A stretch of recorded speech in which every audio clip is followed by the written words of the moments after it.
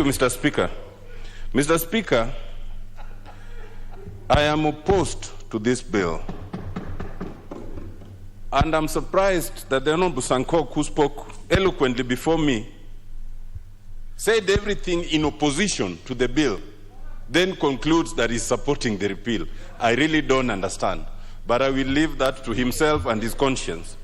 Mr. Speaker, the Social Assistance Act was actually, from the records, enacted in 2013.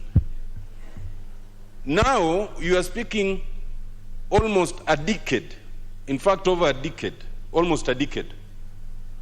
Instead of asking ourselves, why has it not been properly implemented, we are going to repeal, and that cannot be the way to go. This is an August House, and in 2013, 9 years ago, it exercised its wisdom, and it took the taxpayers' time to enact a very elaborate scheme under the Act. It cannot be that now we suddenly say that all that effort and all those years were in vain. In fact, all the issues that the Honorable Sankok has spoken to are already in the Act. The Act establishes an authority with perpetual succession, which can be sued in its name or otherwise. It establishes a board. It is so elaborate that I have no idea what else is it that it would require that any member would think for. Mr. Speaker, this act goes and covers so much that we usually struggle with. You find in section 20, for example, it covers orphans and vulnerable persons. Section 21, the older persons who are even defined. Section 22, the unemployed. Section 23, which would have concerned the Honorable Sankok, persons living with disability, and it goes on and on. And what the Act tries to do, in my understanding, is to centralize this idea of social assistance. We are a country that tries to experiment with social welfare, but we do not always do it properly. So it's time you find there's a ministry for youth that is giving out handouts. Another time you find there's a ministry giving out persons with disabilities. Another one, older persons. But it is not synchronized. It is my understanding that as we were trying to move towards a welfare state, we were then trying to synchronize all these things so that we minimize pilferage, so that we ensure that only people who are entitled to social assistance get social assistance, and so that we are also sure that we can manage the social assistance that we offer to give, because you can only give what you have.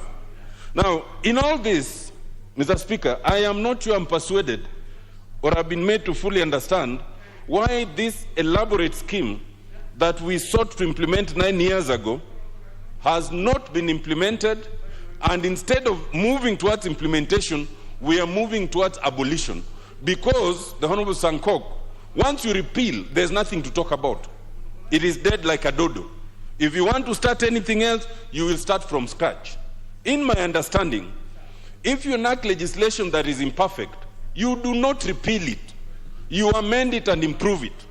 And if there are issues of regulation, even if there are regulations that can come under the PFM Act, Mr. Speaker, can the members who choose not to pay attention give us time? Order members. Order member. That member. Please consult at a lower tone so that then we are able to hear what Honorable Otiende is saying. Thank you, Mr. Speaker, for your protection. So, Mr. Speaker, it's my understanding, and I do not doubt that there might be imperfections, but those imperfections should not lead. They are coming to consult closer to what Mr. Speaker, this disruption and consultation sometimes have a very thin line. So, Mr. Speaker, it's my understanding, and I would be quite willing to entertain and understand and even support any amendments that will make this work. But, Mr. Speaker, to repeal it is to take us back a decade. And, Mr. Speaker, remember, these are not idle expectations. Our Constitution contemplates this kind of social assistance when it comes to social and economic rights. And, Mr. Speaker, therefore, to suggest that because the Act does not tally well with the PFM Act or with the regulations that have been made or not made thereunder is one that does not augur well for me. Because in my opinion, if there's any issue to be dealt with, let it be dealt with either in this act or in the regulations.